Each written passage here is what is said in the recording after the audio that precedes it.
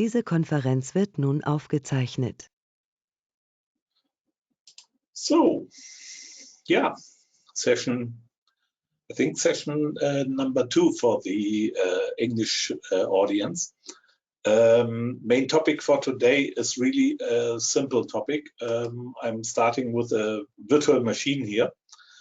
And on this virtual machine, we will starting to download the Firebird 3, we will install the Firebird 3, and we will use different technologies that makes your experience with Firebird 3 perhaps a little bit more easier in the future. And we will remove all the utilities and all the files that are not really needed for Firebird 3, because there are a lot, and even that you have a 10 megabyte download file for Firebird 3, a lot of files inside there are still not really needed. So it's sometimes really nice to have a so powerful database system that can be installed with only a few clicks. So let's simply start with downloading Firebird 3. And always downloading Firebird 3 is always a good idea. To take a browser of your choice, go to firebirdsql.org, go to downloads. And from my perspective, there's no reason not to go to Firebird 3 at the moment, because it's extremely stable already, also in really big environments. And when you are coming from Firebird 2.5 to Firebird 3, there will be some other tips that we will talk about. But in general, when you are at the moment already an existing Firebird user, it makes sense to have Firebird 3 downloaded. We will start with the main topics here on the Windows system, because I know from most of the users we are typically talking about Windows installations, but our personal impression, I think when you have attended last week's session, you will also know that we at IBExpert company, we prefer to use Firebird on Linux, but in a lot of cases you have no choice, because your customer has already a computer where there should be already a Linux, a Windows system to be used. We go to Windows 64. We will download several files. We will download the Firebird zip file and the Firebird 64-bit zip file. And we will also download the Firebird 64-bit executable. And then we will also download for Firebird Windows 32-bit, for later reasons, also the zip file. Just to give you a few hints regarding what you really need to distribute together with your application. And there's not so much things that we have to have. One of the big differences, if you are installing Firebird 3, and a lot of you know already that Firebird can be installed from the setup, but also can be installed from the zip file. When you install it from the zip file, in Firebird 3, there's a new feature. There is no sysdba password set. So if you are starting that from a zip file and you are installing Firebird 3 from a zip file and you get an error message that you cannot connect to this database server to Firebird with username sysdba, in most cases it has a really simple reason, and we will focus also on that reason with the installation I will show you here. So let us start with the executable, and the executable simply means we are running the setup, and as typical we say, okay, everything is okay, everything is, I accept everything I done on my liver, or everything I need to give away is now given away. And the standard setup path for the installation is always the program files in Firebird 3.0 and so on.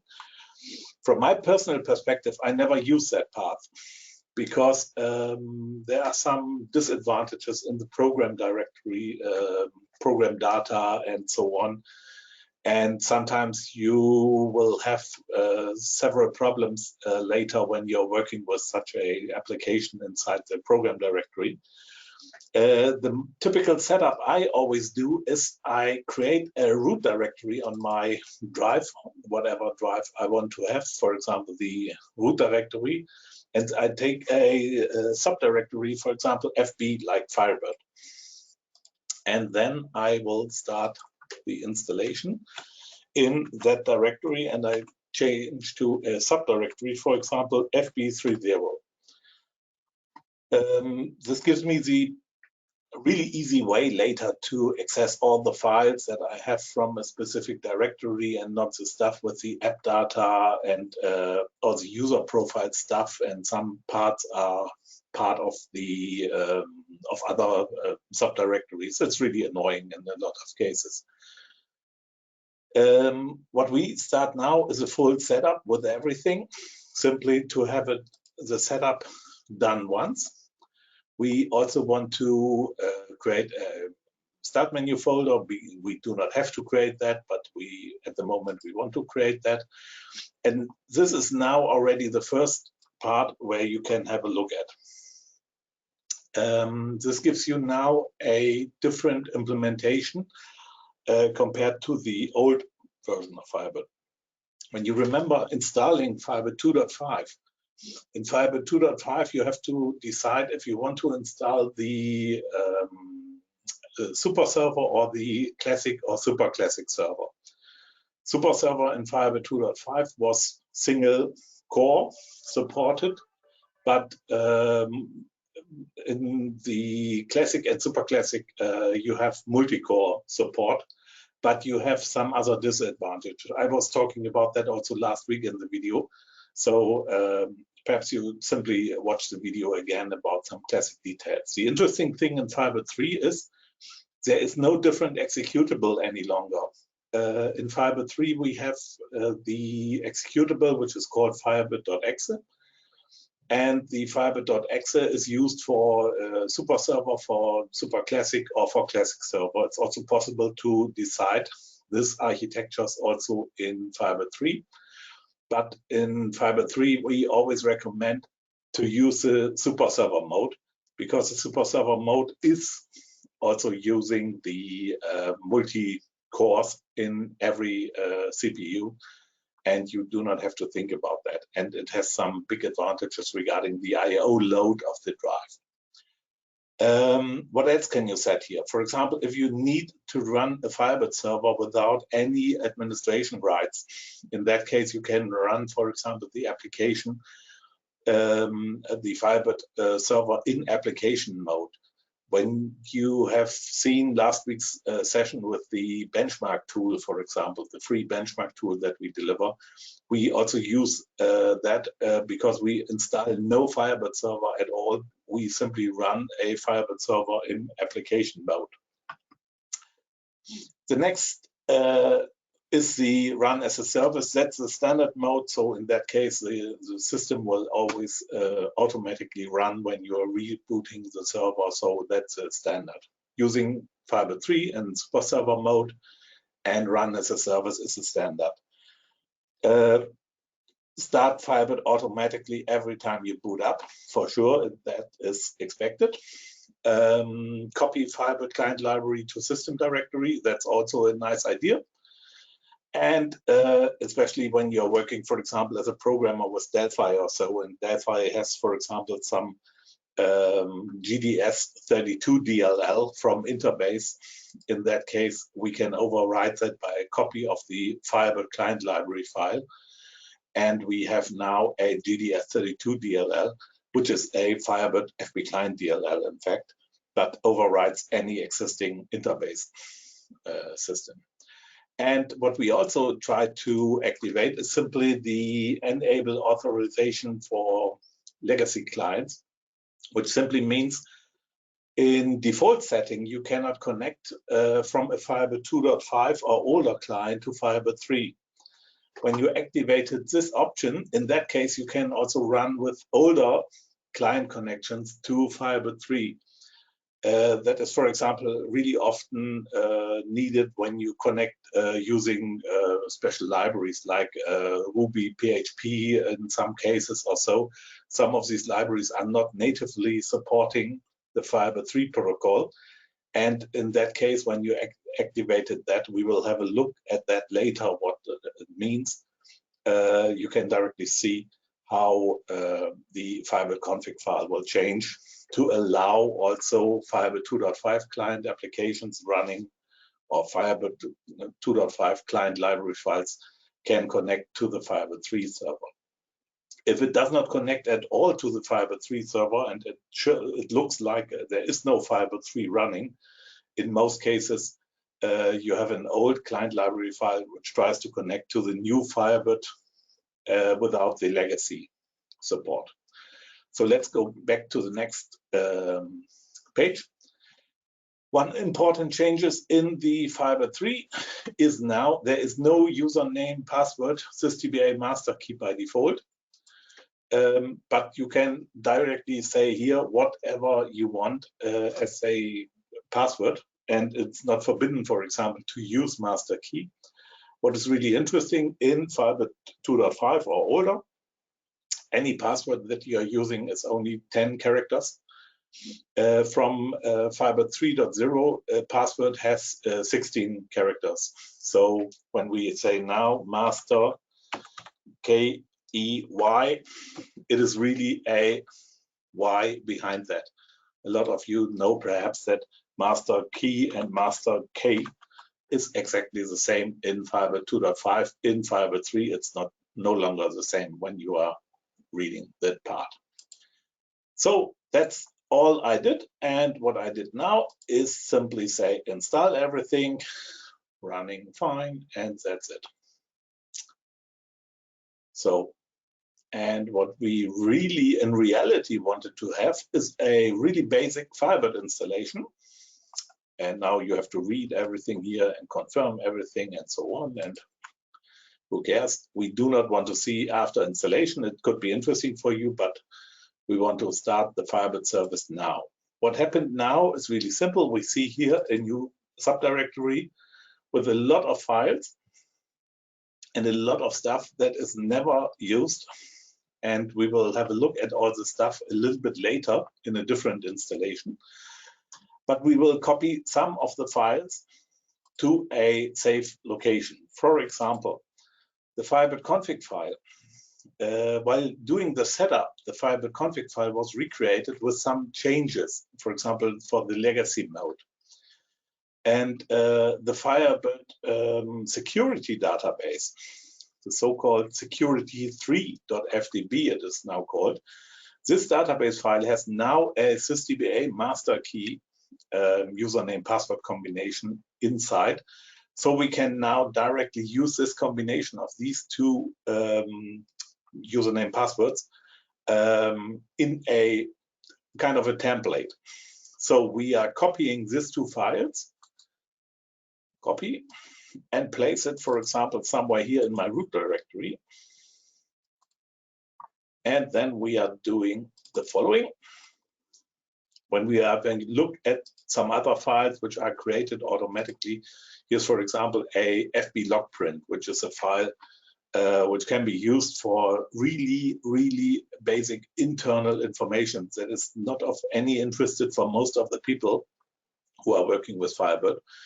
QLI, for example, is also one of the tools. I do not know anyone who really actively uses that. Some people are working with ISQL if they have no IBExpert installed, perhaps, but it's also not so comfortable, but for some reasons it's really good. We have some other informations here, and we will have a look at all the necessary files and all the required files later.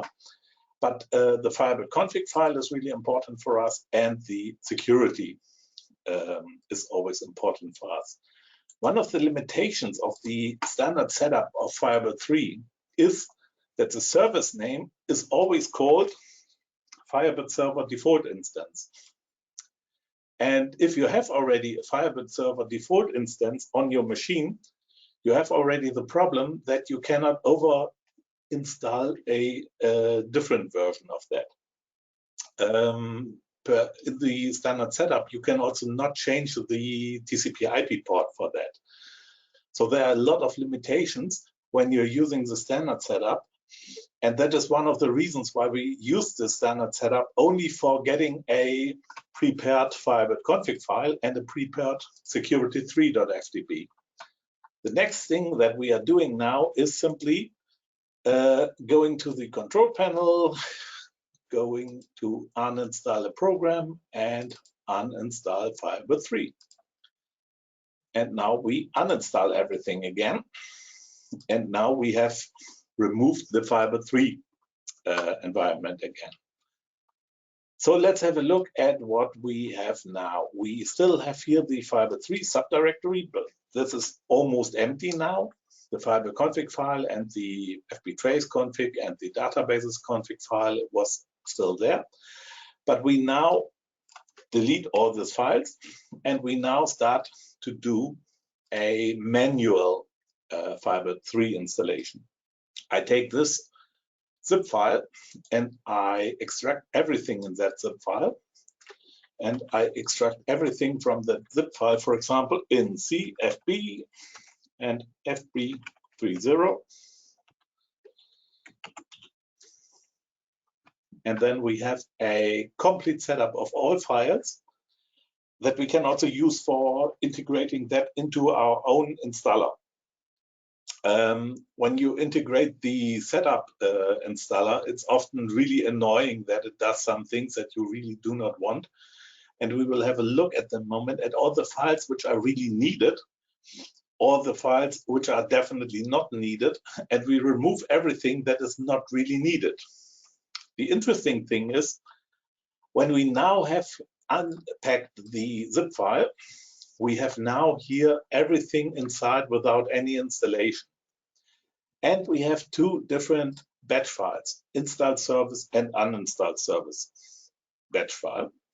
And this can be used, for example, now to do an installation from a command line. So you do not have to answer a lot of questions as the end user. You can directly call the command line with admin rights, and everything else is done with a single call command line system.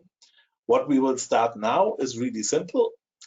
We will go to the command prompt as administrator in that directory, and we simply want to install a Firebird server, installed service. And when we use this batch file without any parameter, it will do the exact same as the setup will do. We have now a service installed, and the service is named Firebird Server Default Instance. So that's the easy way. Let's have a look at how to uninstall the Firebird server. Just call uninstalled service.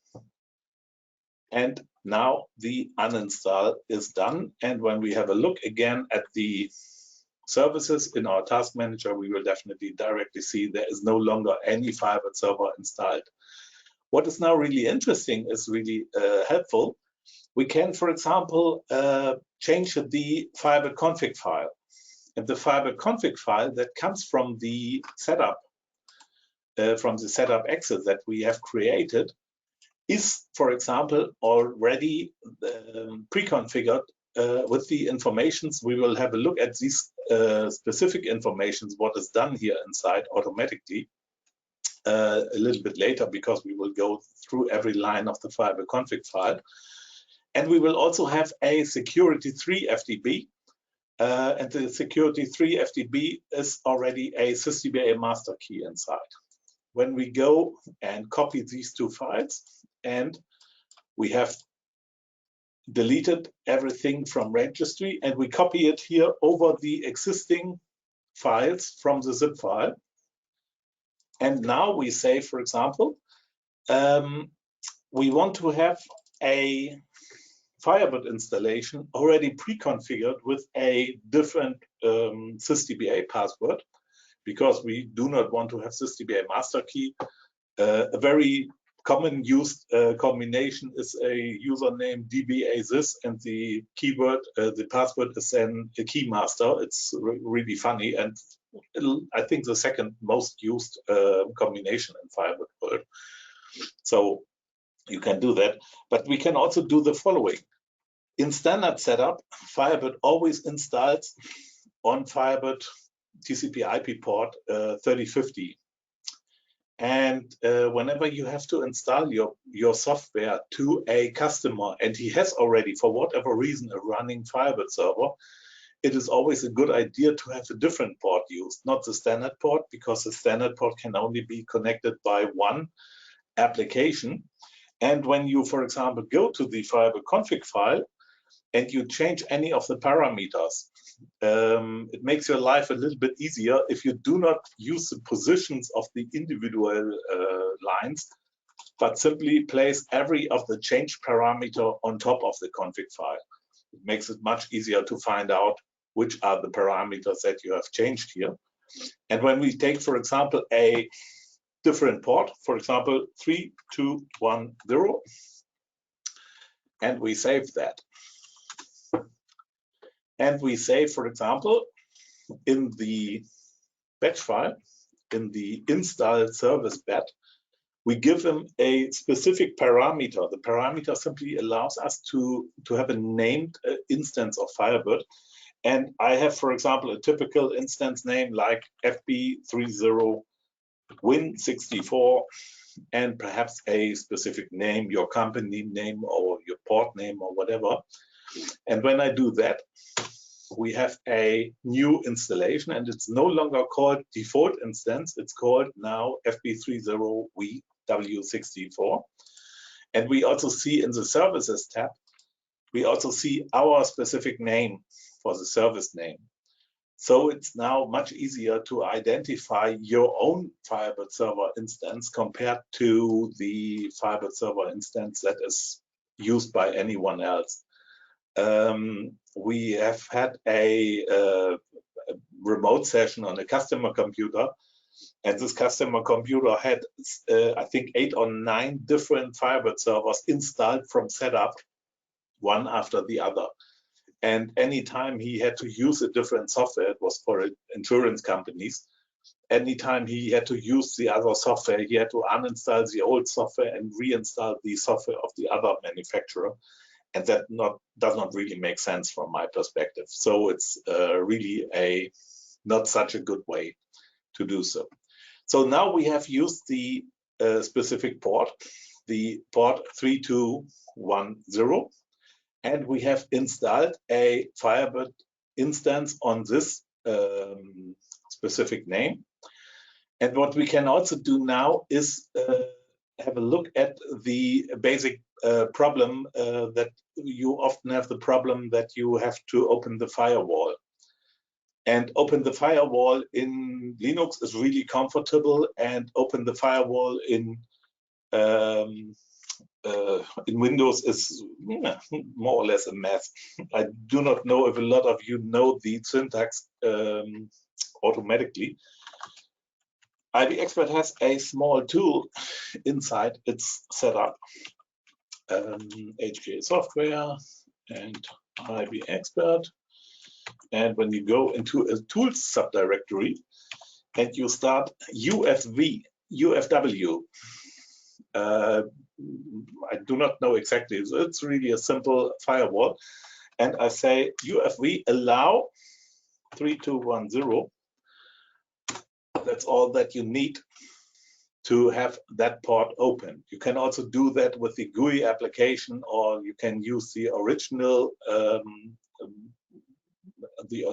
syntax that can be used. But the UFW tool is part of IBExpert, and it's free to use. You can use it with admin rights anywhere on this application on the server. And now we have also the Firebird port, the specific Firebird port already opened to any external access.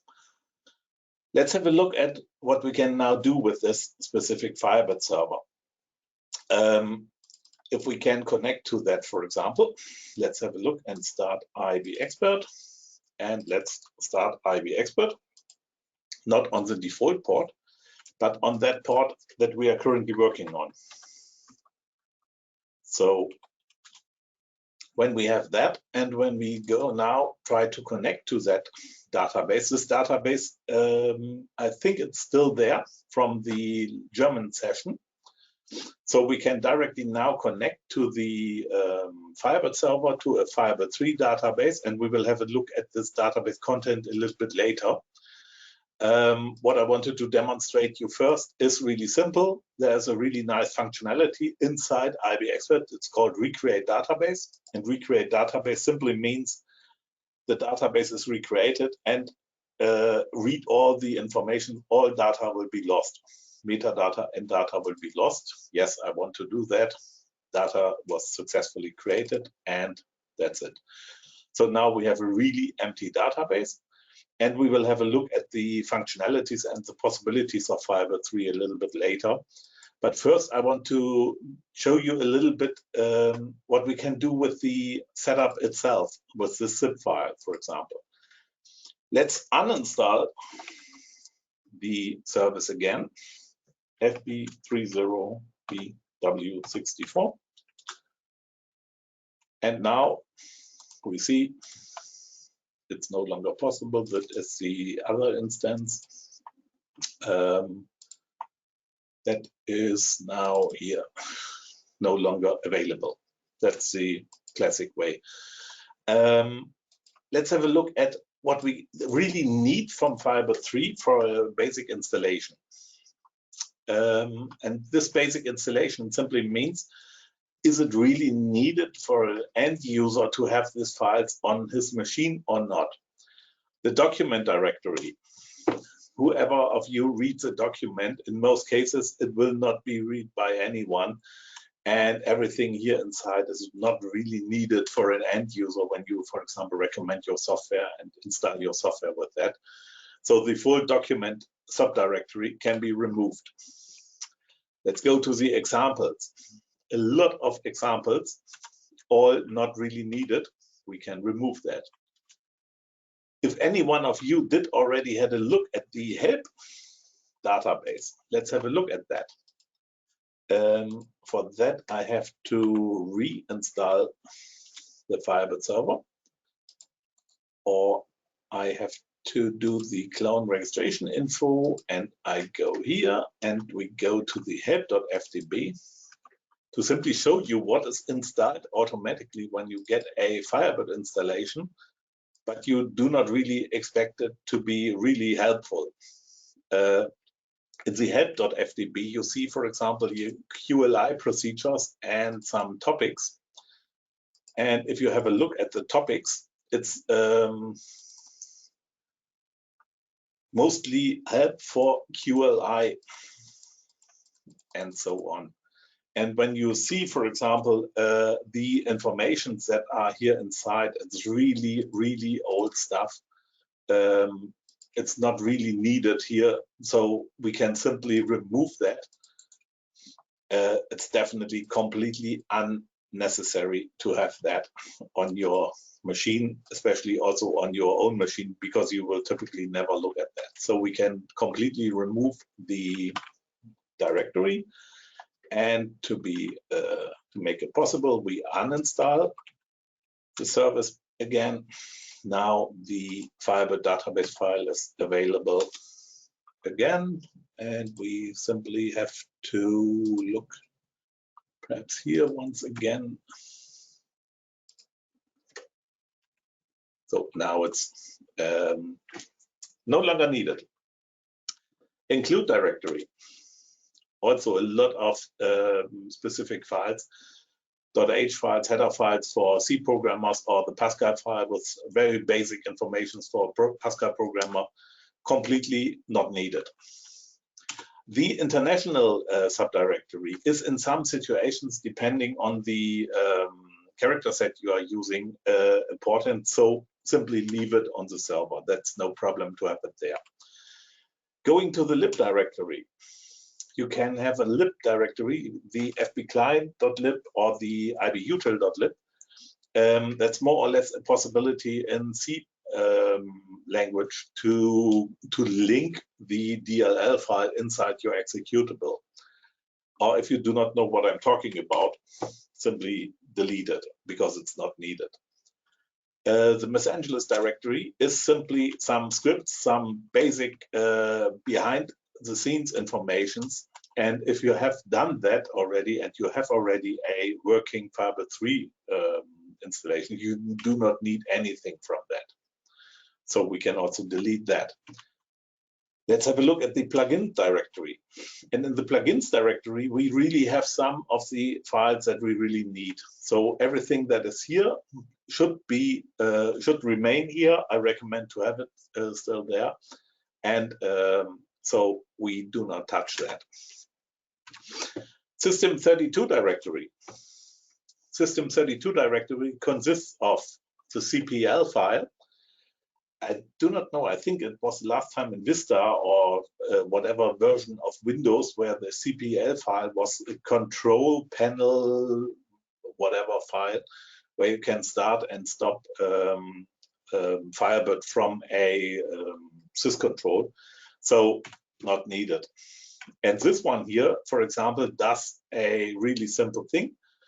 It installs you some files that are already here in the basic setup, also already in the path where we need that. The MSVP and MSVCR.100.dll. And these two files are created by the setup if you need that. If you distribute this to DLLs directory in the directory where your application is, you do not have to have the system32 subdirectory. We can also remove that. Let's have a look at the UDF directory. In the UDF directory, we have a UDF, FBUDF DLL and a IBEUDF DLL. If you are using that because you have defined some UDFs that you are using inside your application, for metadata reasons or for client calls, in that case, you typically will know that. You will see, for example, in IBExpert that you are using UDFs. If not, it's also no problem to delete all files. But these two files, the SQL file and the text file, can be removed completely. They are definitely not needed to have them on your end user's machine. So the remaining subdirectories are only 3. So it's much more easier to understand what is inside the package or not. Let's have a look at the individual tools that we have here. Let's make it in a specific order, alphabetical order. What is the databases.conf file? In Firebird 2.5 and older, you know the aliases.conf. And in aliases.conf, it was allowed you to redirect a specific connection string part to a specific location of the file system of the server. And in Firebird 3, it was renamed to databases.conf. And the reason for that is that the databases.conf has a lot more possibilities compared to the aliases.conf. One of the things that you always need is a security.db content. And the security.db content is, for example, here redirected by a macro and a specific name where it can find the security3.ftb. So in Firebird 3, there is no specific name for the security FTP. It could be a completely different database in a completely different environment on a different path. So not in the Firebird root directory, it can be somewhere else completely. And in the brackets here behind that, you can directly say you overwrite informations from the Firebird config file. A lot of the overridden values, for example, the database DB cache pages or the remote access faults, can be done here directly from the Firebird config file. And in that case, somebody can, for example, connect to a database name which is called security.ftb, security.db, which is the technical internal used auto name, and it will be redirected here, and the changes in the setup for this database will be defined here. And you can also do something like see for example, db1 equals c db and db1.fdb, for example. In that case, your connection string right from the colon is only db1 and no longer the full path to the database. And what is also possible, for example, if you have used a specific path in the past and do no longer want to use that, you can also do something like that. You can also write a full path on the left side, capitals or small letters. It's the same in Windows. But you can now, for example, connect to D in path db in path db1.fdb file name, and it's by the server automatically redirected to this one. So it's almost completely not important what you write here on the left side. You can almost write any string there, except that the backslash, for example, on Linux is not a good idea to have it there. On Linux, the backslash does not work. You have to do it in a different way. But that's only a simple way to say where a specific database is. So that's the databases.conf. Let's have a look at the next application, fblogprint. fblogprint gives you some basic information, and there was a Firebird conference in Fulda, I think 15 years ago or so. And in that Firebird conference, Ann Harrison, the partner of Jim Starkey, who was the original inventor of Interbase and then Firebird, was talking about fblogprint and the details that fblogprint will give you. And in a summary, I would say you need fblogprint when you're working with slow hardware with high load. And from my perspective, it's no good idea to work on slow hardware with high load. So in most cases, I also do not want to have that file here on that machine. fbclient DLL is needed for specific reasons. We can talk about that a little bit later. fbguardian. The interesting thing is when we have installed the Firebird server without the Guardian, which will be the way we typically do that, we do not need the fbguardian, and so we also do not need the executable for the Guardian. So we remove that also. FB Service Manager is a tool that is used for different tasks. It will remain here, so you do not should not remove that. FB trace config file can be used to have a server-side tracing, and the FB trace manager is also one of the possibilities to see the information from the server-side tracing. But we can have a look at the Trace API a little bit later. I think the next session in about 1 week, we will talk about the Trace API and how it can be used easily inside IBExpert, for example. The Firebird config file is really complex. We will talk about that later. For sure, you need that.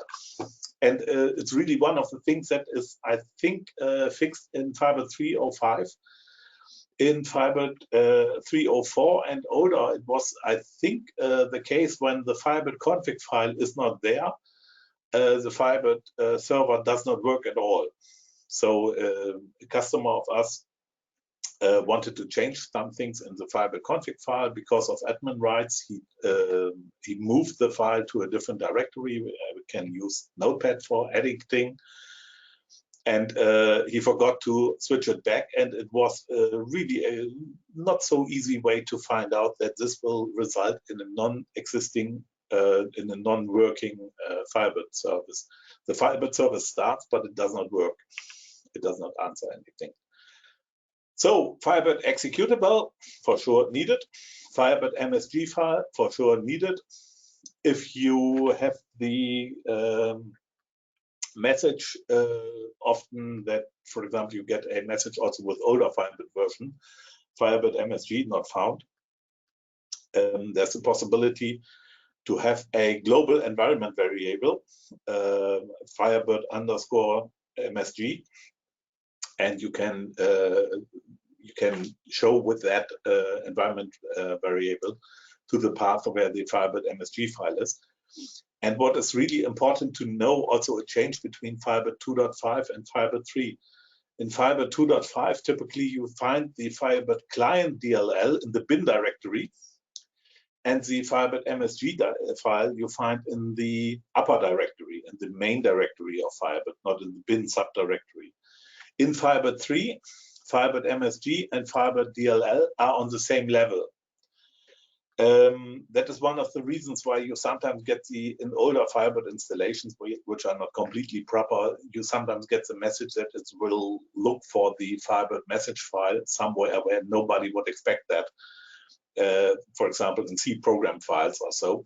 And in reality, it's really the basic idea in Firebird 2.5, anywhere where FB client DLL is plus one directory higher, it expects to see the Firebird message file.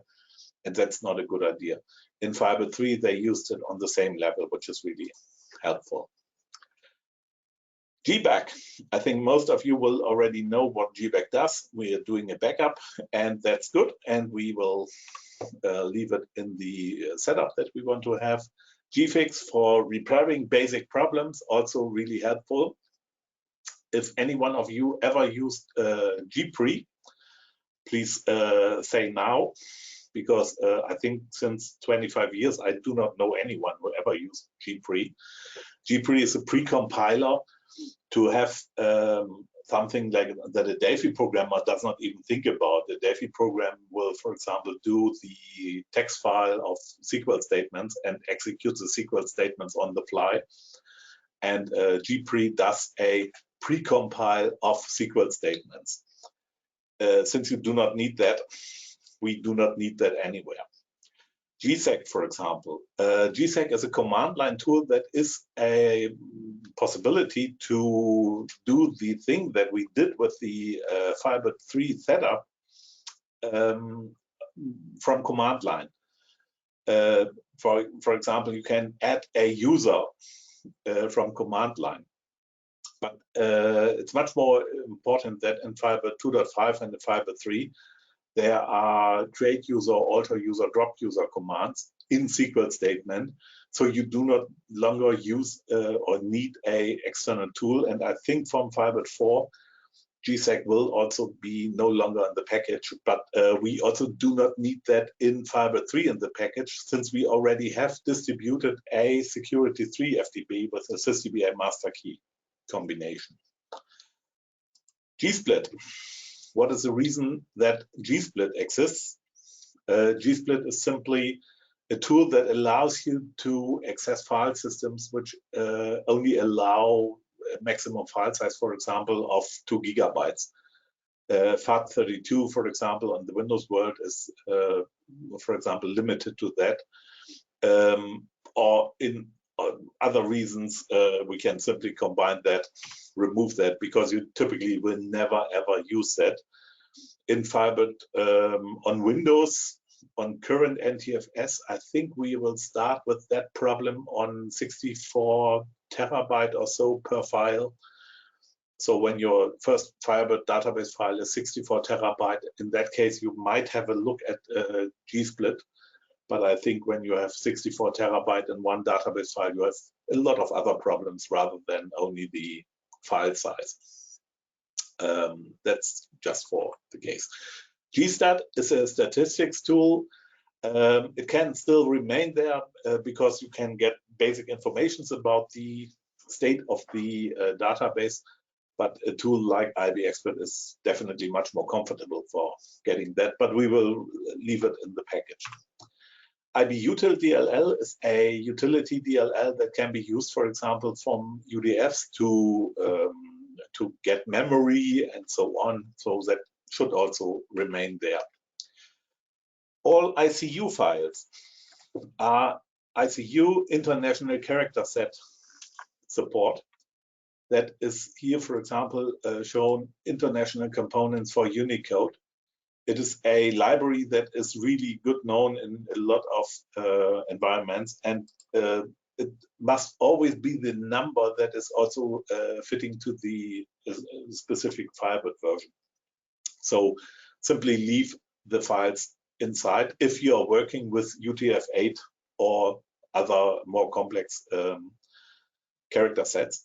If you are working with character set none, like the typical American way, I was on a Firebird on a Berlin conference a lot of years ago, and we were talking about character sets problems with interface and that kind to an American developer. And the simple answer was, we have 26 characters. We do not have character set problems. Sorry for that. I'm not a help for you.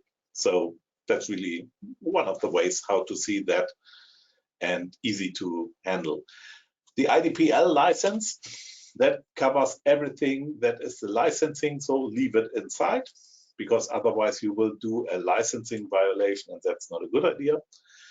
Install service is a batch file that we already used several times.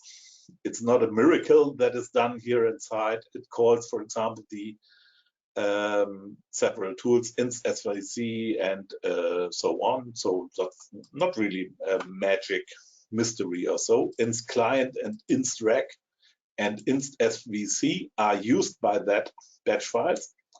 So leave it also there. IPL license is the different, one of the licenses is from the interface, Borland, whatever, interface public license, the first part of the license, and the second one was based on that from the Firebird project, the IDPL license. ISQL, even if you perhaps have access to IBExpert on the customer machine, have access to ISQL is not a bad idea, so also leave it there.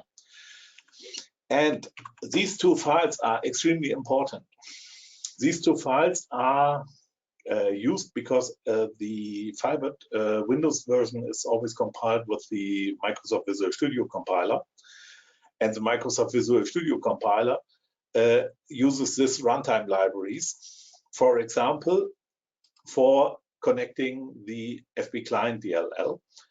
And what is often really interesting is if you distribute an FB client DLL to your customer and you do not have the proper version numbered MSV CP and MSV CR DLLs, you sometimes get an error message that it cannot find FB client DLL, which is in that case not really true, because it can find the FB client DLL, but the error message says it cannot find the FB client DLL, but the FB client DLL itself cannot find the MSV DLLs.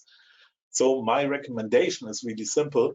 Simply use both DLLs together with FB client DLL and distribute this combination in the version that you really know together with your application in the path where your application executable is running. So for example, if you have an IBExpert.exe, simply place these three files in the same directory, and you will not have a problem that anyone will, for example, have a different FB client DLL with missing MSV DLLs or so, and they will call your support. NBackup. I'm not convinced that NBackup is a really good choice. In some situations, it makes sense to have an NBackup, an incremental backup, as an alternative to GBack. But we have, for example, currently we recommend to make full backups with GBack, and we just have distributed a server. I was talking about the server speed last week. We have currently, for example, distributed a server to a customer with a really complex database, and a 20 gigabyte database on that server was completely backed up within 52 seconds with using GBack. And if your backup takes a lot of time longer, do not think about doing it with backup. Think about replacing the server by a fast server and not by a incremental backup. A lot of things that are also to have in mind is that virtual machines also are really a bad case from performance reasons. I was talking about that also in the last session. The last session is still available on our website. You can download the URLs, and also on the IB Expertise channel you can find that. Plugin directories, plugin files, leave it at the moment as it is. And later you have the possibility in Firebird 3 that you can, for example, also use the plugins for encrypting the databases and so on. And encrypting the databases has some possibilities, but also some disadvantages, also regarding speed and so on. And if you want to know more about possibilities regarding encrypted databases and Firebird, it always makes sense to contact us on that issue in a separate section. But plugins should remain there and should be by default as it is before.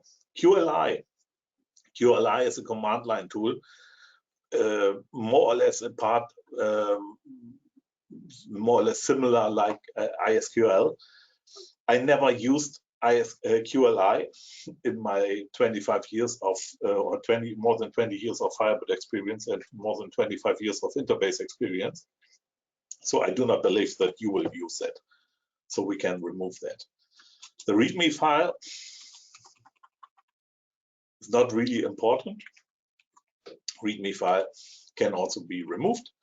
Security 3 FTP must be distributed in, can be a different name if database.conf has a different name for that, but it should definitely be a security database available.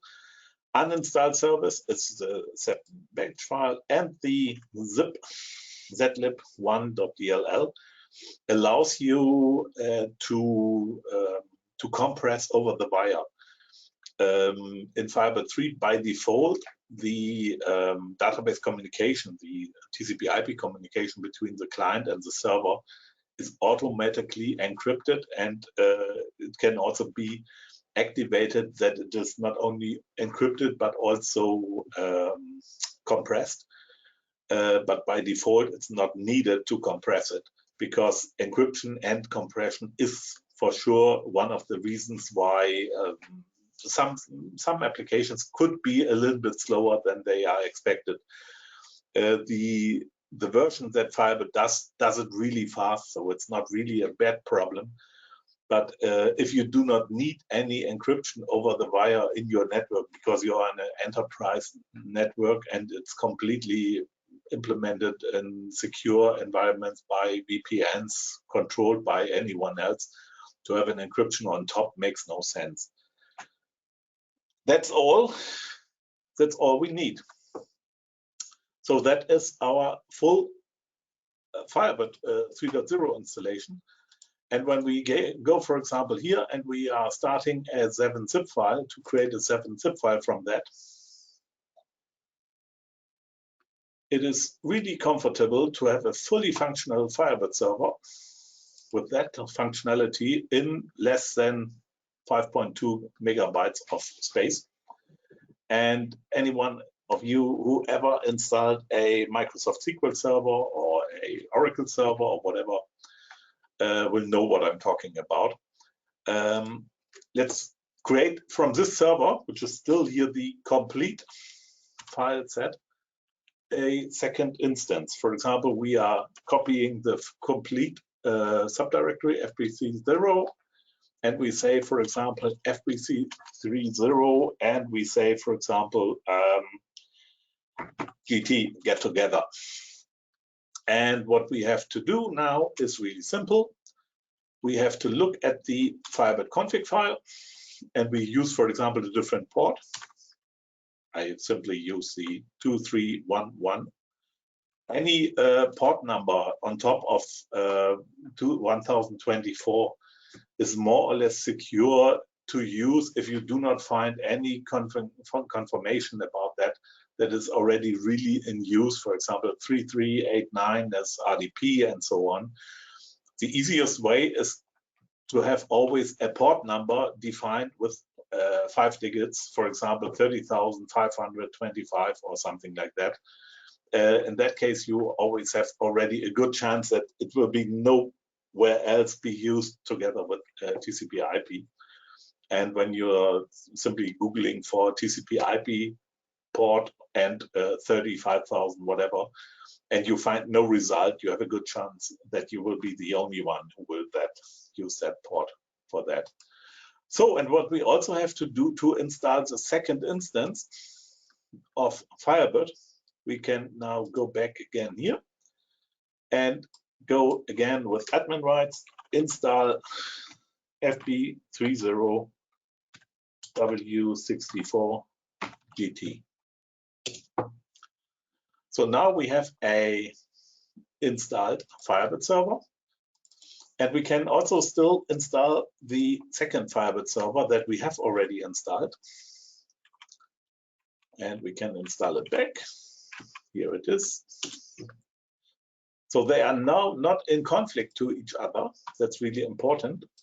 And we can install, for example, multiple Firebird installations on the same machine.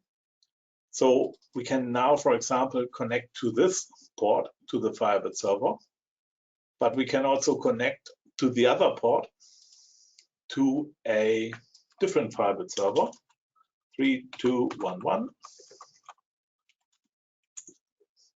And this one is the second, and this one is the first one. And both of them are completely independent. So if you have, for example, a Firebird installation where you need, for whatever reasons, different ways of accessing the data, or different versions of Firebird, it's definitely no problem to use several Firebird installations at the same time. It's really a nice working way. So let's have a look at the next steps. So now we have already 2 Firebird servers loaded, and when we go to the services page in the task manager, we also see 2 different services, and each of them will have a unique name. And since we on our own defined unique Firebird config port numbers in the Firebird config files, we can also use it at the same time. It's really helpful when you're a developer and on your machine you want to have a Firebird 2.5, Firebird 3, Firebird 4, and so on. You can use the same technology also with Firebird 2.5. Firebird 2.5 has also the setup from zip file, and it allows you also to do the setup from command line, and you can have multiple instances installed at the same time on a specific machine, and you do not have to overwrite a existing Firebird version by your own setup. A company that was really famous for doing that in a very strange way was the European Patent Organization. The European Patent Organization is really, it's important. Everybody who is a patent lawyer in Europe have to use a specific software, which was called EPOLine in that time. And when you are downloading and installing that software, it will try to install a Firebird server on your machine. And a customer of us is a big patent lawyer company. They told us about that it's approximately used at 25,000 patent lawyers all over Europe. And the interesting thing was, it simply searched on the local machine for a Firebird server instance for servers, which is called Firebird server default instance. And the easy solution they had was to uninstall that and install their own Firebird server default instance, which is a way to do your support a little bit less work, but mostly because they will call the other software manufacturer because his software will no longer work. But that's not a fine way. It's much better to have a non-standard port and a non-standard name together with your application distributed. In that case, you will have also not a problem that somebody else will remove your Firebird application or your Firebird service from that machine. And you can also say by the specific port number that is perhaps unique to your application that you will directly talk to the correct instance of Firebird and not to any old instance or any interbase server or whatever, which will at the end result in much more work for your own support. We have already done some changes in the Firebird config file, and let's have a look at everything in the Firebird config file that is worth to mention. You know, perhaps from a Russian company, from forgot the name, Alexei Kovaltsin and eBay First Aid, they have a product, and they also distribute some default Firebird config files. My personal impression of this default Firebird config files, if you have a slow server and you try to make the slow server faster with this specific Firebird config files, it's a waste of time. Not because the Firebird config files are bad, but the Firebird config files are typically designed for really high load usable servers that have already a really fast implementation, really fast hardware, and so on. And if you are working on a virtual machine or on a implementation where the hardware is not really good for Firebird, you can use the last video session for the benchmarking to test that. In that case, you see already that it is slow. It will not change anything by changing the default values of the Firebird config file. It will only change the behavior when the Firebird config file setup values are already in limits.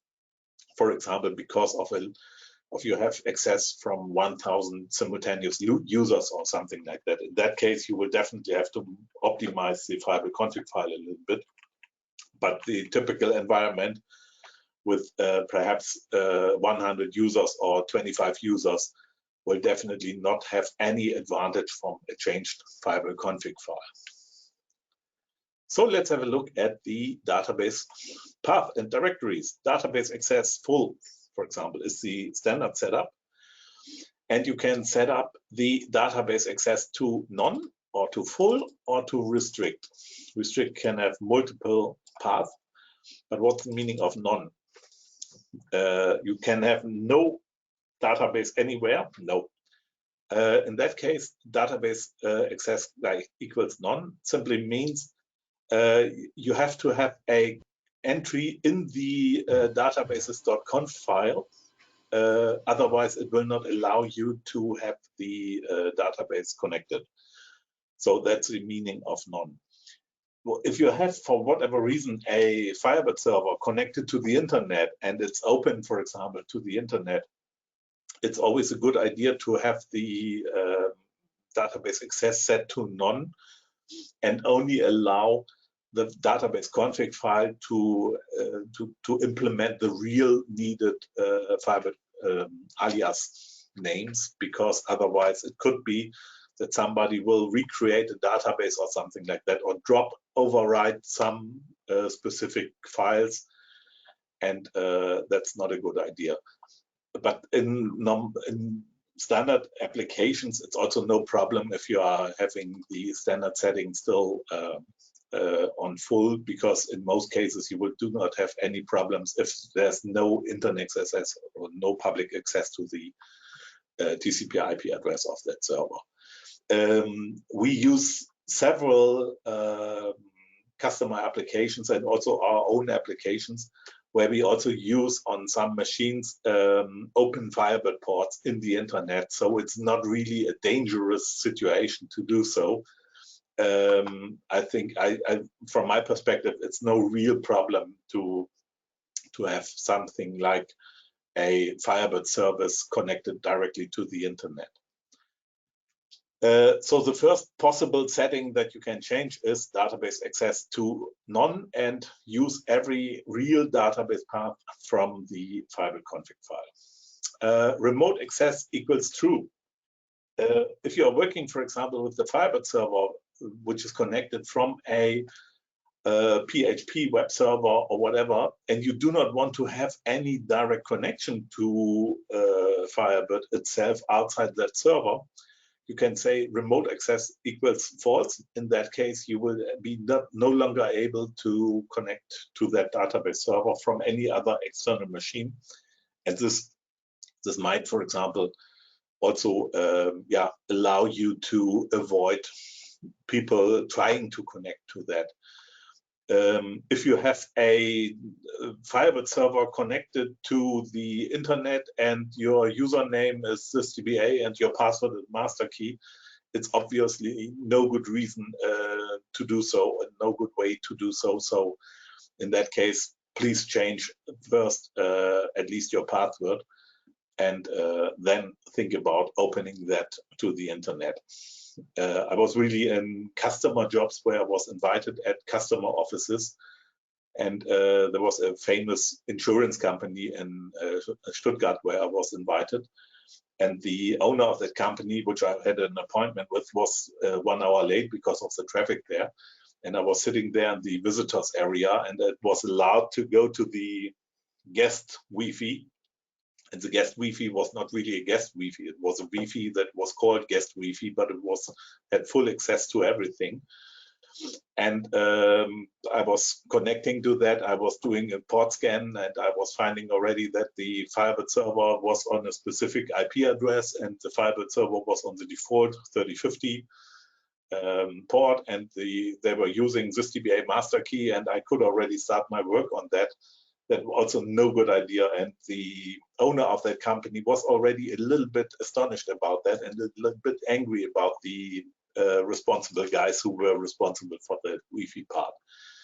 It was not the best idea to have that open with sysdba master key to anyone who can connect to the guest Wi-Fi.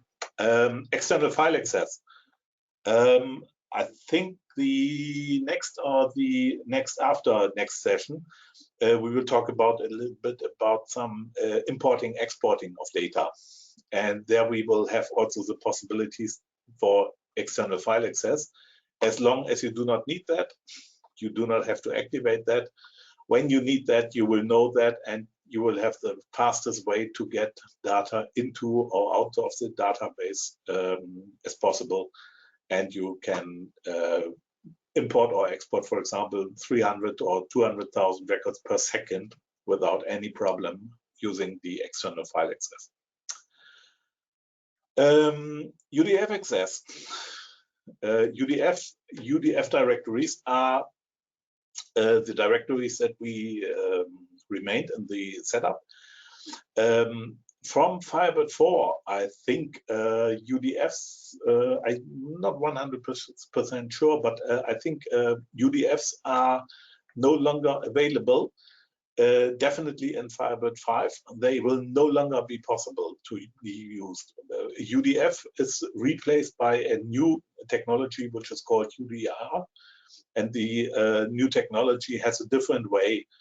UDF, a lot of people are using the free ad hoc UDF library, and the free ad hoc UDF library is one of the worst libraries that you can imagine. It's really, from a technical perspective, really bad written and has a lot of bugs. And the latest version of that was distributed is more than 10 years old, I think. And if you are working on that, perhaps you should already think about the possibilities that you have in Firebird 3. We will talk about that a little bit later when we are talking about new features of Firebird 3. Temp directories. In standard mode, temp directories is always using the temp directory that is used for services. Used for services is exactly the same temp directory that you will see when you are going to the temp information. When you're working in application mode, it would be this temp directory here somewhere in app data or so. And the Windows temp directory is typically C Windows temp. And because Firebird is by default used as a service or installed as a service, you typically will use the C Windows temp directory. It's no bad idea to have the C temp directory or the temp directory by default replaced by a different directory. One of the possible ways to do so is, for example, if you are simply Googling IMDisk, which is a RAM disk application, and IMDisk toolkit, for example, is a very nice implementation of a RAM disk, and you can, for example, create a RAM disk that can also be used by Firebird in that situation. And you can, for example, have a RAM disk with NTFS compression activated, and in that case, it could be on Windows machines a very nice way to improve a little bit the speed, because the temp directory could be under really heavy load, for example, if there are some specific settings inside the database. For example, long varchar columns, and you order by long varchar columns, and so on. So temp directory, set the temp directory to somewhere else and not to the temp directory that is used by the operating system is really helpful. On Linux, you typically do not have the problem because Linux has a much better handling of temp files, but that's a different part of the plan. Trace configuration, I will show you the configuration, the trace configuration and the trace thing later in a separate session. Next week, where we are talking about the functionalities in IBExpert regarding the tracing and the max user trace log size. That is really interesting, and we will go here, for example, also and place that value to a different value. We need it more or less next week when we are talking about the other session, but you will see already that we will have really advantages of that. But I will show you already, this is one of the parameters that can be improved, and always remove the hash in front of that to make it an active parameter. Default DB cache pages. Default DB cache pages in Firebird Classic Server, in Firebird 2.5 and Firebird Super Classic Server, default DB cache pages was always 75, which is a way too low number.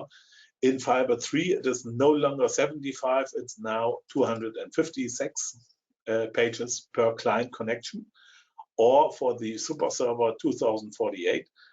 This value can be overwritten later in the database itself when we talk a little bit about the database performance and so on. We will definitely see here the possibilities that we can override that also directly in the database. Disk space pre-allocation. Very old Interbase and Firebird versions prior to 2.1 always created a, when they needed to have a new page for inserts or something like that, they created a new, part of the database file in the size that was really needed for this individual job. In Firebird 2.1, they changed it, and the database will always go bigger for 1/16, but when 1/16 is, for example, more than 128 megabytes, it just uses 128 megabytes to increase the size of the database file. Because when you have, for example, a 16 terabyte database file, you do not want to have 17 terabyte just because you need one more data page. File system threshold, that is one of the values on our machines. We do not have bad or good experience with that. Whatever we change there does not mean so much differences. So it's also one of the things that could be improve the speed of slow machines. But I do not exactly recommend that to change that, because some of the parameters that you can change in the Firebird config file could also be a really stupid idea. And not everything that sounds good is already a good idea. File system cache size, also some memory can be used for the file system cache, but the default setting is not so bad. So if the this sentence, for example, to leave host caching settings unchanged, set this parameter to 0. This is the default parameter value.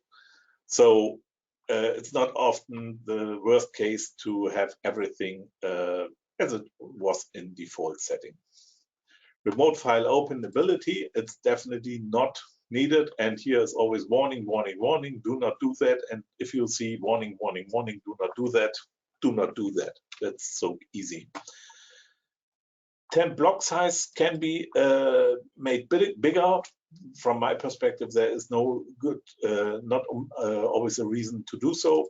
Temp cache limit can be increased, for example, to 640 megabytes or something like that, or 2 terabyte or whatever amount of memory you have.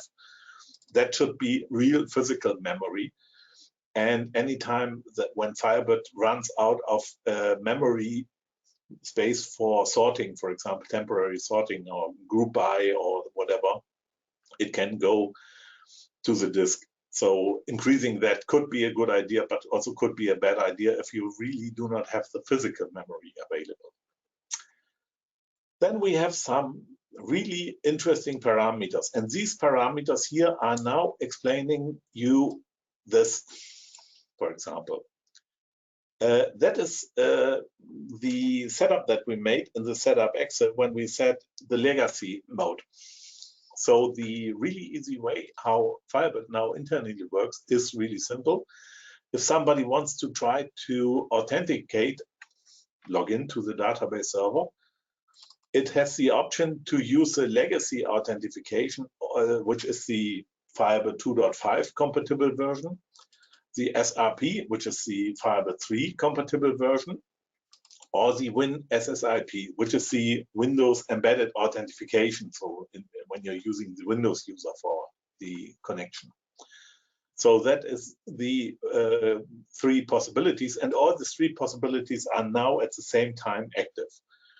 When you do not have the Firebird config file created by the setup and you have to use the default version of the Firebird config file, that is the only standard. So in that case, you will see, for example, only the connection by SRP is perhaps possible.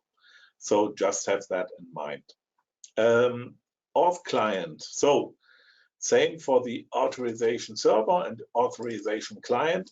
If, for example, a Firebird server tries to connect to a different Firebird server using execute statement on external or something like that, in that case, it also needs to have the possibilities to connect in several ways here. The user manager, the legacy user manager and the SRP. If you try to connect to a database server, one of the parts is the authentication way, but the other thing is also which is the username and which is the password. And that's the user manager responsible for, the legacy user manager. And this one is, for example, then also possible to reconnect to the database server from a Firebird 2.5 client using the 8-character password, even that the original Firebird 3 password is overwritten by a longer password. That's also one of the things that is done by the legacy mode that we used in the setup. Trace plugin is mentioned in a separate session. Wirecrypt plugin is, for example, the over-the-wire encryption. We will see later a different parameter that is responsible for activating or deactivating that. Keyholder plugin is, for example, for database encryption. You can, for example, have a look, if you want to test out the database encryption, have a look at the Firebird 3 subdirectory that is delivered together with IBExpert. In IBExpert, we have already a basic part of a Firebird 3 encryption, dbcrypt, and plugin directory. We have here the keyholder plugin and dbcrypt config file and so on. So we have already a embedded usable encryption inside the package, and you can directly try to use it, try to play around. And if you're Googling on our website with Firebird 3 encryption, you will see, for example, also a tutorial how to do so. For that, you would have to activate a keyholder plugin here. Allow encrypted security databases is not really needed if you do not really need that. Providers, that is a possibility to have different provider names with Firebird 4. I think it will be an engine 13 or something like that. So it could be also possible in that next version that you have a compatibility back between Firebird 3 and Firebird 4 on the same machine. But you can leave everything here as it is. Deadlock timeout, typically you do not have to change that because the deadlock is typically recognized by Firebird immediately. Maxed unflashed writes. This is only for forced writes off. And I never recommend to use forced writes off, so do not even think about these values. Forced writes off is really a bad idea because, especially on Windows, forced writes off allows Windows to write the file itself in a different way and not in the way Firebird want to write the data in an ordered way. And when you do that with forced writes off on Windows systems, on NTFS with high load, and you, for whatever reasons, run out of power or you have to reboot the server for unwanted reasons, you have, with forced writes off, a relatively good chance to crash your database. With forced writes on, it's almost impossible to crash the database. So that's important. So that's one of the reasons why you do not have to change these values here, because they are only for forced writes off. Bug checker board is a specific way to work with the debugging version of Firebird, so not really needed.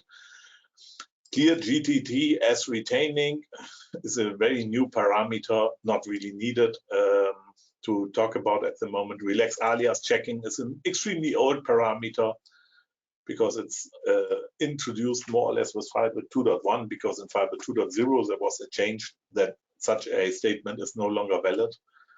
If you're using an alias name for a table, you cannot use any longer the table name instead of the alias. It was in older Firebird version, and still in Interbase, for example, it's still possible, even that it makes no sense. But that's a different problem. Connection timeout. Also, typically you do not have to change that, leave it as it is. In most cases, you will definitely see a connection timeout much earlier.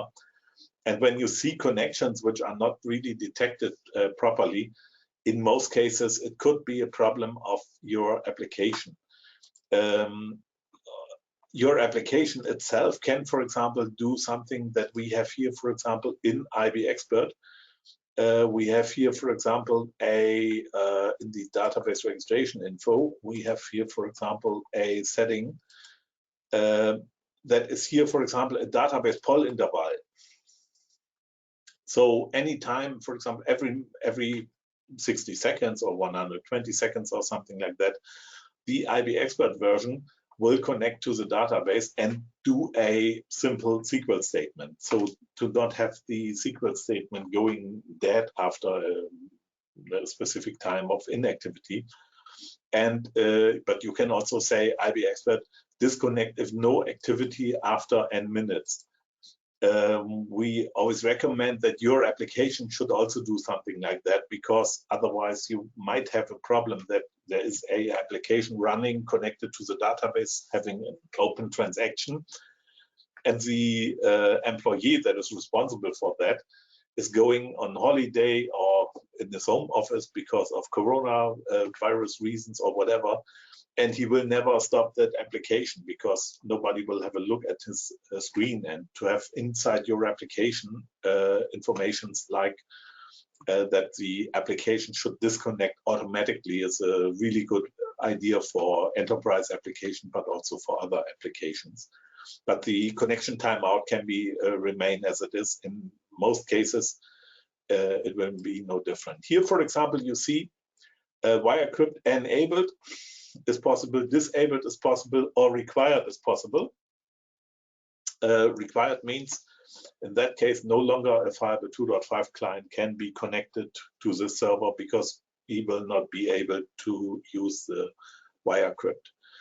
Wirecrypt, in that case, we can have a look at that when we are talking about the Trace API and the debugging session and so on next week. You will see, for example, how it works and what you see over the wire when you're doing a kind of a TCP/IP sniffing, and you will see it automatically. And for really slow networks, it could be an option to have the wire compression also activated. but that only makes sense if you really have good compressible data and a slow network. Dummy packet interval, big explained why you should not use that. Remote service port, remote service name. Technically, the remote service name is a kind of a named list of port numbers. When somebody, for example, says, I want to connect to GDSDB, it will show him, okay, GDSDB is connected to port number 3050, or in our example, 3210. The remote service name is not so important. The remote service port is really the helpful part, because you should typically use always the individual port number and not the name of the port to avoid problems. So it can be that this part here is changed by individual instance, and this can remain as it is. Remote aux port, that is for the event alerter system. If you want to use the event alerter system over a firewall, it's no good idea to have it on 0, because on the Firebird server, on the firewall, using a random port is definitely no good idea. In that case, you have to deactivate the full firewall, and that's not a good idea. TCP buffer size, leave it as it is. In most cases, it is already doing a really good job sending and receiving packages between 1.4 and 32K. TCP no nagel, a customer reported me that he had some advantages or disadvantages by changing it, but I forgot what the reason was or what the good idea was. But you have to perhaps look it up on your own. I never change it in reality. TCP loopback fast, you can set it as it is. IPv6 only, I think that's not really the standard. Remote bind address, really important. Some Linux distributions, when you install Firebird on Linux, will have on the remote bind address the local host address. If you, for example, working with a specific setup and you cannot connect afterwards to the Firebird 3050 port or so, have a look at this part in the Firebird config file. It could be that here is, for example, I think on the Linux Debian packages, you will have automatically here the localhost only connections available. Log mem size, really easy. If you run out of log memory, increase that. If you do not run out of log memory and you get no error message that you run out of log memory, it makes no sense to increase that. Log acquire spins and log hash slots. Also same thing. If you are running under high load with the FB log manager and so on, there are some reasons to increase the log hash slots. But in most cases, it will only happen if you have a really high load on the machine and a lot of users and a lot of SQL statements and so on. And in most cases, from my perspective, also in enterprise environments, and we are really experienced with enterprise environments. We have a really big customer where more than 200 restaurants are connected to replicated database servers with more than a few million records every day that we get on this machine, and multi-million transactions per day. We did not change the log hash slots at all there. At the moment, this company is, due to obvious reasons, because it's a restaurant company, a little bit more inactive, but I think that will change a little bit in the next weeks, perhaps. Event mem size, same situation. If you run out of event mem error, increase that. If you do not run that, do not increase that. CPU affinity mask, if you're still thinking about using that on Firebird 2.5 or use that already on Firebird 2.5, mostly it's no good idea, because in Firebird 2.5, the super server should only be connected to one CPU. It might sometimes look that it's working a little bit better if you switch it to separate CPUs, but in most cases, it's not really in reality the case. It's often a problem of the operating system connected to that. So simply leave it by default. In Firebird 3, you do not have to think about that, because in Firebird 3 you have always this exact setup when you are going to the Firebird process, and you go to set affinity. That is, for example, we have here a virtual machine with 4 virtual CPUs, and this, for example, is now the standard for Firebird 3.0 Firebird Excel. In Firebird 2.5 FB server, for example, it would be this one would be the standard, and this is normally a good standard. In super server Firebird 2.5, it makes no sense to have the super server switching between all the cores, because it will mostly not increase the speed, it will decrease the speed. The garbage collection policy, simply leave it on combined. That's really a good thing. This one here is the information where the security database can be found. Guardian options, we are not working with the Guardian, so it's not really important. Process priority level. If you are working with Firebird server on machines that are really in use by a lot of other software also, so for example, we have a lot of software customers, companies who are creating software, and especially also in the medical area, and you are not the only one who is allowed to use that server. The process priority level is really simple. That can be really a good improvement of the speed. When you go into the process priority level and you are going, for example, here on high, that is approximately here the value 15. Value 15 simply means when we change here 15 and remove the hash in front of that, we have a higher priority, and other jobs which are running under higher priority are not shifting the Firebird server down. So that's a good setting for every standard installation. And the good thing is that we are currently working here on our default Firebird config file from this FB30 directory.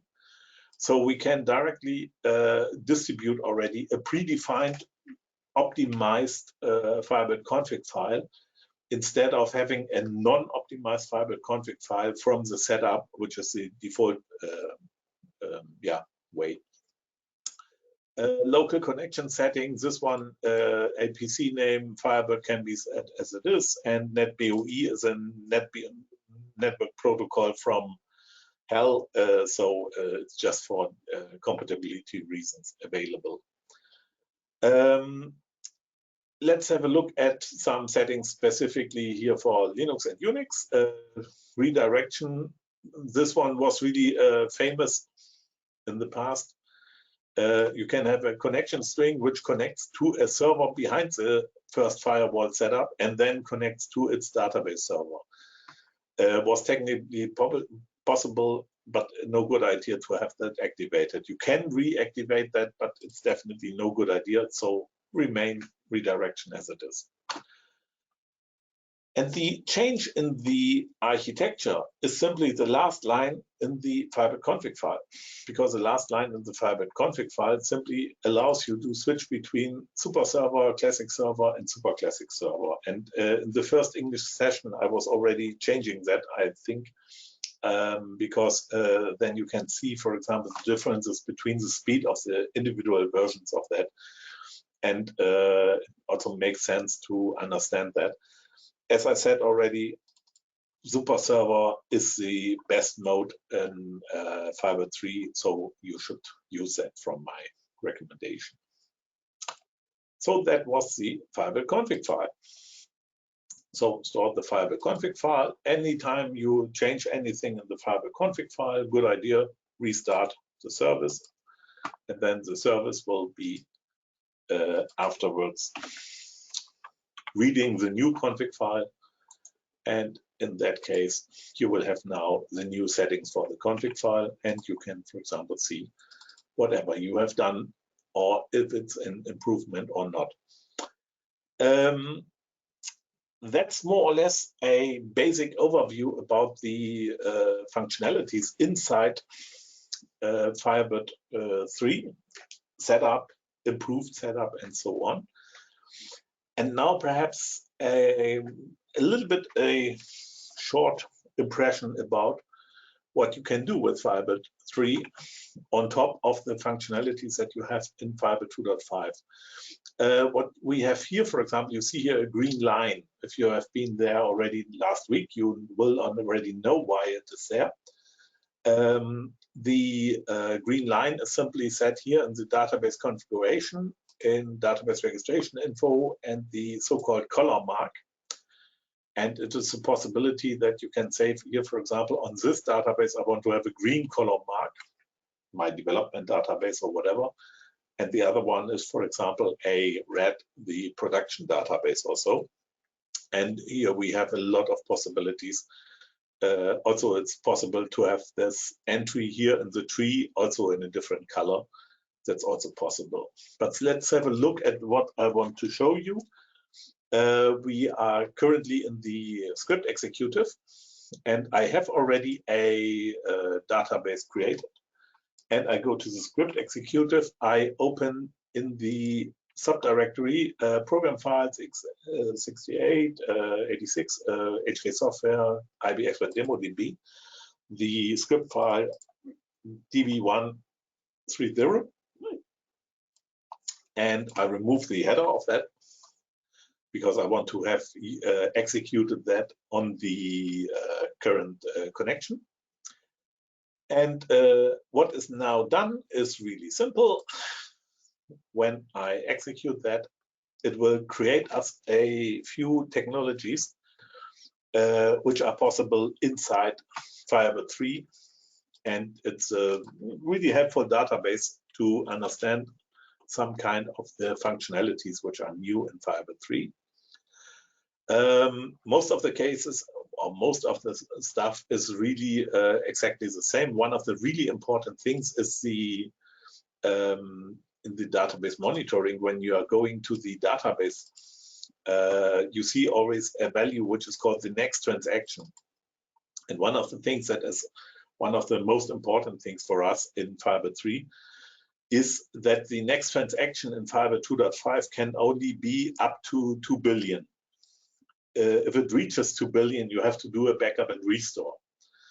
And to be able to do the backup and restore, it's extremely important that you're doing the backup and restore after you change the database to a read-only mode, because when it reaches the 2 billion, it will go automatically to a read-only mode because it cannot start a new transaction. And in read-only mode, you can do the backup and restore.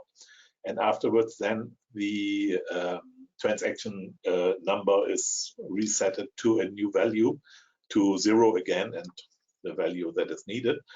And in Firebird 3, the next transaction is no longer 2 billion. It is approximately 65,000 multiplied by 2 billion. So you will not have any problem with that. And that's also one of the things that you should have in mind. One of the things that were coming new inside Firebird 3 are the so-called packages. And if you are a Delphi programmer, you know perhaps more or less exactly the same concept. A package, for example, simply allows you to have a specific function or a specific procedure. In that case, we have, for example, here a procedure inside our package. And we have here in the header, which is more or less in the Delphi language, the interface part on top of the implementation part. And everything that is in the header is also available outside the package. And in the body, you have the implementation. The basic idea is, for example, really simple, combined also with a so-called function. A function now is available in Firebird 3 and allows you to create something that is more or less exactly the same like a stored procedure, but in the same way as a function also is implemented inside the Pascal world. You get one result value where you have to define a specific type, and it's only one value, so there is no suspend inside a function or something like that. There's a specific call, return whatever, and return always gives whatever the parameter is to the back to the return value of the procedure of the function. And when you want to understand that together with or without a package, it's really simple. We can, for example, define here a function at val x integer y integer returns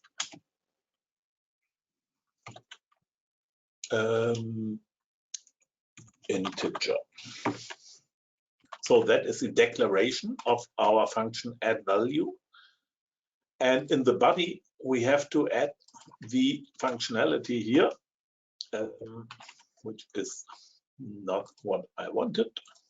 That is copy, and in the body, it is now here. And we have to now do the implementation as begin end. And we can now say res returns return.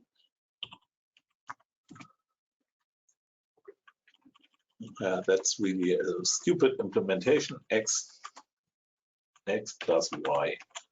So, and I should also use the same declaration here, x, y, and when I compile that,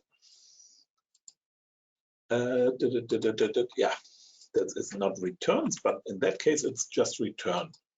So, and the basic idea how to use that functionality is really simple. You can now, for example, do a select statement, and you can combine the information putils dot, and similar to the access to a specific function inside a library or inside a unit inside the Pascal world, you can now directly connect to this add val functionality. And we can, for example, say 1 and 2 from RDB $database. And this allows us now to add these values. And the interesting thing is, especially regarding the packages, that you can also implement functionalities. For example, subtract values for whatever reasons,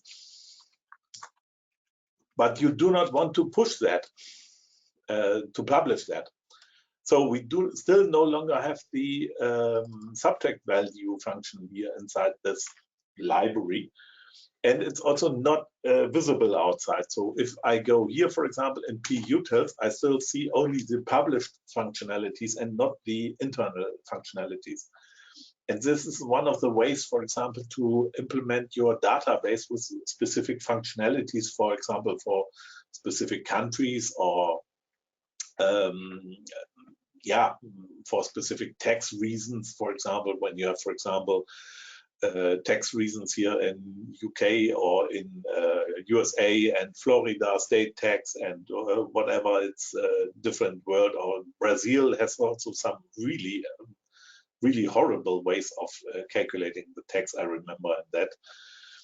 So it's really often complex to have one function for everything or one routine for everything. And when you want to have a look at the functionality of that full stuff, we also have here a database. In the database, we have the procedure init all. I will start the procedure init all with the parameter 10,000, and it will create some demo data inside the database. And what we have here now is a implementation of the so-called Soundex function. The Soundex function is now implemented outside a package, which is still possible. Also, a function can be implemented inside a package or outside a package. And it will have a word and a language and an optional parameter, how many characters I want to have. The standard default value is here the 4. And it will return the value given by this stored procedure. And this stored procedure here is an implementation of the Soundex algorithm.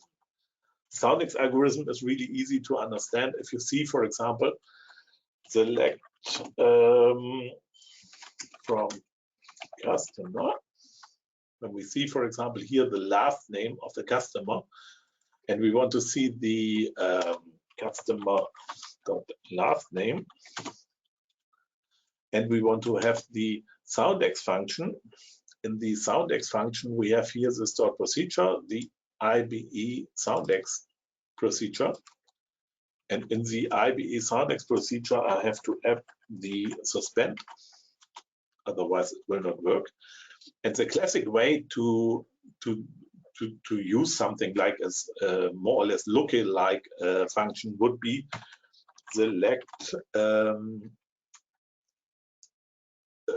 IBE Soundex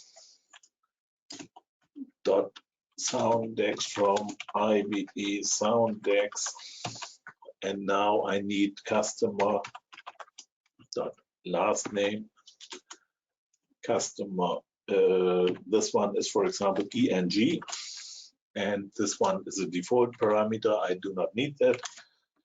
That would be the classic way how to implement that in the same way also in Firebird 2.5. It's technically no problem to do so. But it's really ugly, because the much nicer way is now to call the same functionality in that way. So now you have a implemented functionality like upper, lower, and everything that you need, for example, substring or so, directly inside the stored procedure language, and inside the stored procedure language it can be implemented or mapped by existing procedures or whatever is needed. So it makes it much nicer compared to the other version, because when you have a look at this version, it's definitely often not so easy to understand on the first look when you are working on such a SQL statement. And that's also one of the things that is one of the big improvements inside the Firebird 3 world, to have the possibility to define some functions as part of a procedure, as part of a package, or individual functions. Yeah, almost 110 minutes of uninterrupted talking by Holger. Most of the people who know me understand that that it's typically a problem for people who needed to have some smoke in their lungs. Often have a problem with my kind of sessions, but you are welcome. Yeah, I will talk about a little bit about the main features that will come to Firebird 4. Perhaps we do it a little bit more in detail in the next week or so, because one of the things that Firebird 4 will have to have, or want to have, is, for example, a kind of a live backup replication technology. But at the moment, I'm not so 100% sure that it's one of the best ideas to have that doing. We are working in real-world environments with replicated databases since more than 20 years. And we know that a declarative replication is not always a solution for everything. So if you really need a complex setup like we have in the restaurant business, and when we go to the restaurant business and we want to see, for example, currently, I can show you the status page a little bit. I have to look it up where it is on the other side, where you can see what is, for example, the typical setup that we are working on. That is, for example, the individual status page of every of these restaurants. It's almost unreadable because the resolution is at the moment not really the best one. But the good thing on that is really simple to understand. if you talk about real replication projects, it does not mean that you define a database, connect a database to another database, and everything is now replicated. That will not be the case, because we have here, for example, we have here several database servers with 1.4 billion records inside the database. And we have here, for example, this one is, for example, since 1.5 days offline. It's a Kaffee Extrablatt in Olpe, and we have here, for example, one server where the company at the moment does not really know where the server is installed. It's a restaurant that is not already opened, and based on the virus problem, it is not already open. This database is already offline since 40,000 minutes, which is approximately 30 days, 28 days or so. So we really are here in environments where a solution that Firebird 4 will have is definitely no idea. Firebird 4 is a kind of a basic idea to the replication to be understood, that you will have a kind of a live backup on a second machine when you are in the same network. But when you are working over several networks, you will get in a lot of situations where it's perhaps no good idea to wait for Firebird 4 on that. And the restaurant project, for example, started based on Firebird 2.5. So our technology allows us also to work with any existing Firebird version instead of waiting for a new Firebird version that might be the solution. What is nice in Firebird 4 is, for example, the long numerics. In Firebird 2.5, the maximum for example, for numbers are typically here, for example, the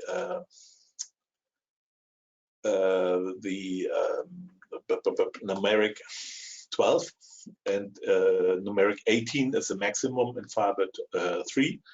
And in Firebird 4, it will be, I think, numeric 38 or something like that. So if your company or you earn a lot of money, or you are living in a country with a very strange currency, it will help you a lot to store the values of your currency in such a database, and it allows you to more high precision to use more high precision calculations inside your application. From my perspective, I doubt that the Firebird final release will be there before the first quarter of next year.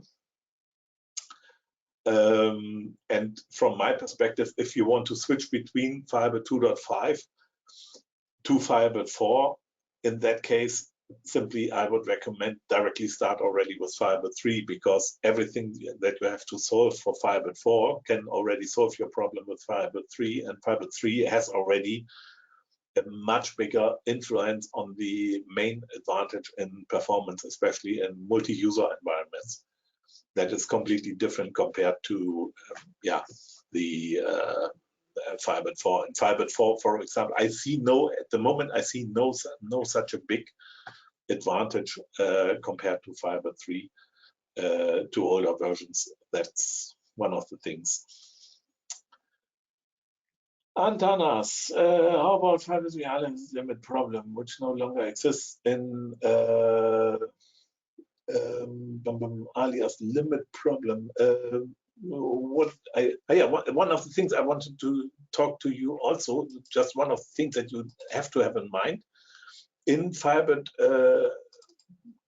2.5, you can, for example, name a variable almost unlimited. ABC 1, 2, 3, 4, 5, 6, 7, 8, 9, and so on. And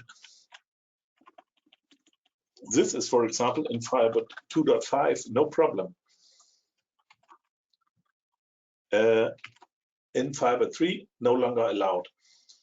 One of the column aliases. I think, Antanas, perhaps we have to discuss that a little bit more in detail. Just send me later an email also, because I am also a little bit hungry already. But for example, this one is now in Firebird 3 already a limitation that is also the same limitation, the 31 character limitation. In Firebird 3, in Firebird 4, you have the, I think, 64 character limitation. And that's also one of the things that you should have in mind. So just have a look at ugly procedures or so. The good thing you should always know when you have, for example, something like a source code like this one inside your application, and you're doing a backup on Firebird 2.5 and you're doing a restore on Firebird 3, it will not crash. You will not see that problem. You will see that problem in that moment when you're trying to recompile that object. So one of the things that you should do to test your environment in Firebird 3, simply click here, right click, recompile all stored procedures. And in that case, when you recompile all stored procedures, in that case, it will test all the modules or all the triggers. There's a different menu item for the triggers. And it will test if all the objects inside your database can be compiled. And I was, for example, today talking to one customer who had some comments here with special German characters. And that was really one of the problems, because the special German characters were introduced in a database version which was not already Firebird 2.1, it was Firebird 2.0 or even older. And that was really a bad problem regarding the UTF-8 Unicode compatibility. And we also were searching for that. And it was a really easy way to, for example, to do a backup on the old version, to do a restore on the new version, and simply recompile all objects. And in that moment, we found all the problems really fast, and it's really helpful. Okay, Kevin, love to see the same for Linux. Yeah, I want to be, yeah, we are really happy to show everybody, every customer, also our Linux environments. Mostly Christian and me typically have a basic knowledge of Linux, and everything that we need on Linux for Firebird we know, and everything that we do not know on Linux is not needed for us. So we are a little bit ignorant about really great Linux technologies, guys. And but we really love, for example, to work with Linux as a base operating system for Firebird, because Ubuntu Linux, for example, 16. We still use the 16 version in production, in most production environments, is really a fantastic stable system, and really cool and really nice to work with. And also when you are talking about new Windows versions and Windows Server 2019, for example, we can also work with Firebird on these machines also in fast environments. But when the customer really can decide between Windows and Linux, we typically say, take Linux. It's a better choice for most customers, because you will not get any unwanted Windows update and afterwards the server does not restart again. And I get a second, yes, updates are horrible. That's really one of the things. If you want to have a problem, simply press on the update allowed. I just want to see what it was showed to me in the tracker, but I think, yeah. I would not answer to that tracker question. I would definitely, I can answer to you also to such a question, definitely by email. And everybody who had already given the email address inside the GoToMeeting session will automatically get the information and the invitation when the next session will be. It will be planned for next Monday again on the same time. And also we will introduce you the topics. The main topics, I think next time was understanding Trace API, understanding Linux, understanding the index usage, improving the index usage, and so on. We already did the same session also in German language already. And I think it's a really interesting session. And Debbie is also always available for more details. So if you need, for example, more details or want to be on our news list, simply send an email to info@IBExpert.com or any other known address from IBExpert team, sales@IBExpert.biz, register@IBExpert.biz, and we will put you on the list of email addresses where you get the invitations. I will also stop the recording in a few seconds, and it will be uploaded. Everybody who saved already his email address in the GoToMeeting session will get the download address for the video. So you have the possibility to press on pause and rewind when I was talking too fast. Yeah, and thank you for being here, or thank you for being at home. I think it's really an interesting situation on this planet, but we are really in a happy situation that perhaps a lot of you can now attend sessions that were not able to attend a few weeks or a few months before, and we will definitely work any longer on that. I think from our perspective, if always approximately 20 people or more are coming to that session, we will definitely do that without any limitation also in the future. Because we think, especially friends from Rio de Janeiro, one of the countries I was also personally, and Christian, I think this year it will not be a possibility to be there, but we really enjoyed the time in Brazil every time we were there, and that's really cool. And Bend, Oregon. Christian was from Florida, Orlando, and it's really so small, the planet. Okay. Yeah, let's stop that for today. Thanks for being here. Bye-bye, and see you next week. Bye.